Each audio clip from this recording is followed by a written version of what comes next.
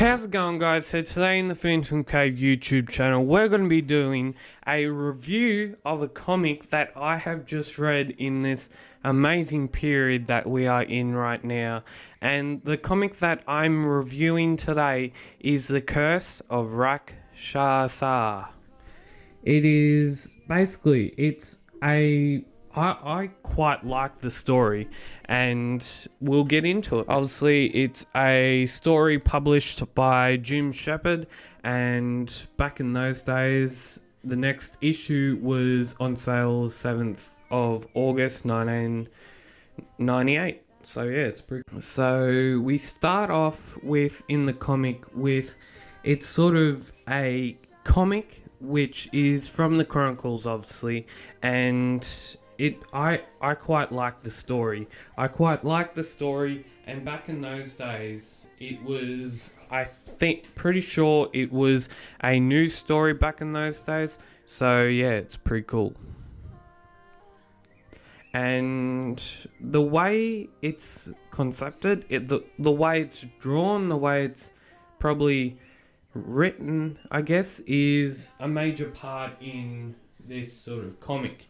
And what is a major part in a lot of comics that are produced through the Phantom, the Batman, Joker, Batman's villain, Harley Quinn, whatever you want to call it. It's the writer has to basically be on point with the artist, basically, and that can be sometimes that's sometimes you have mishaps, and yeah, this is not what it's.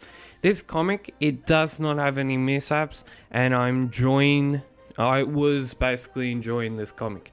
And the way it's set out is that there's there's a couple of murders that happen, and what happens straight after that murder is basically the owner, or before the owner, receives a sort of ugly sort of statue. And back in when, because this is from the Chronicle, this story's from the Chronicles, the Phantom has to try and figure himself out to try and figure who would be murdering these people, who's leaving this statue.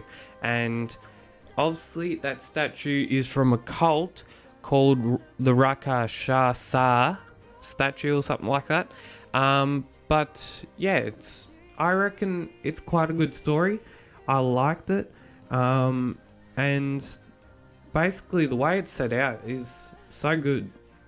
And the Phantom has to basically in this panel is dreaming about these devils that are trying to intercept in his mind. And then he wakes up. He wakes up thinking, what's happened?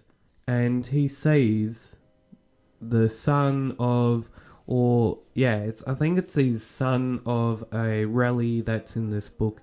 And one of the rallies rally is an Australian slang term for people that are close sort of cousins and all that sort of stuff. So he then has to go, the Phantom then has to go and sort out what has happened to this old mate. And yeah, where we end up in this comic is sort of like I'm not too sure if I'm going to get banned on YouTube for saying this, but this comic actually has sort of drugs in this comic. So it's not one of your usual stories you would want to read a small person. But it's quite a good story. I've said that a lot of times in this review. And the Phantom then has to go try and figure out where all these murders come from, how are they getting planned, how are they getting executed, and most importantly, who is doing them. And we all find that out in basically the next couple of panels.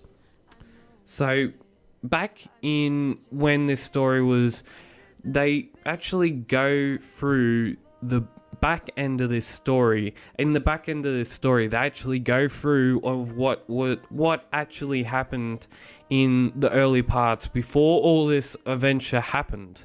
So that's pretty cool as well. And that sort of makes it a bit more, it delves more into the story and you're able to understand it better, basically. So the Phantom catches up with a sort of old sort of guy, elderly person, that's probably a better word for it. And the elderly person attacks the Phantom wins, obviously, and then the Phantom actually has to probably explain himself why he's accusing some person for being a murderer, and that actually plans out in his favor.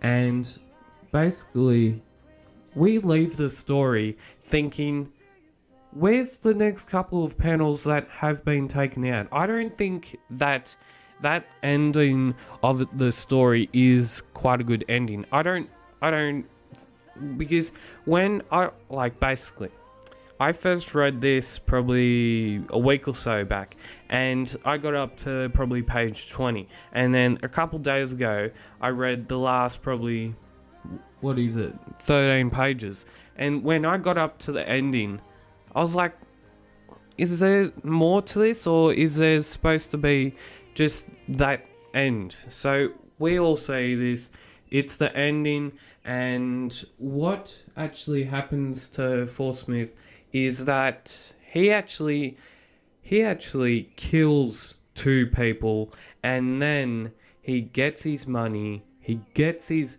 treasure, and he lives basically a rich life, basically. And then he is obviously got off lightly with a few years in prison. What else?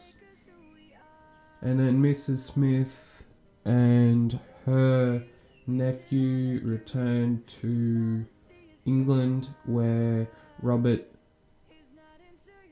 became a member of the parliament. So that's I guess it's a good ending, but yeah, I don't agree with that being a good ending, because it feels like you need to delve more into the story, I guess.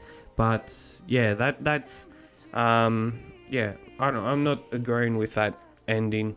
We are now looking at the old ads back in those days, special editions for sale. You could get, yes, wait for it, you could get annuals for $10 each. Nowadays, those ones there are like $30 each, or even more. And yeah, it's cool.